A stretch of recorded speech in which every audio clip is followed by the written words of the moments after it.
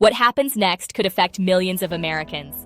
Before we begin, subscribe or follow Global Pulse US edition if you haven't already. Central bank leaders from around the world issued a joint statement defending Jerome Powell and the Federal Reserve after threats from the US government against him, stressing that central bank independence is vital for economic and financial stability.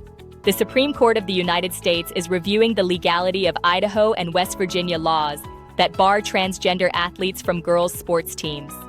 The outcome could have broad implications for civil rights and gender discrimination law across the country.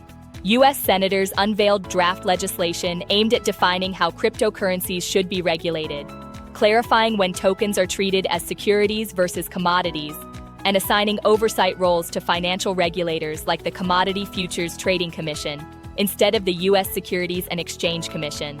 President Donald Trump is visiting Detroit amid a slump in U.S. manufacturing employment, highlighting blue-collar job issues ahead of the 2026 midterm elections and seeking to shift attention to domestic economic concerns.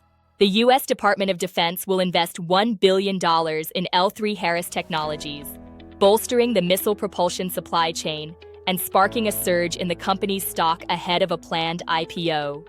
The states of Minnesota and Illinois filed lawsuits against the U.S. Department of Homeland Security over a surge of immigration enforcement officers, arguing the tactics are unconstitutional following the shooting of a Minnesota woman by a federal agent.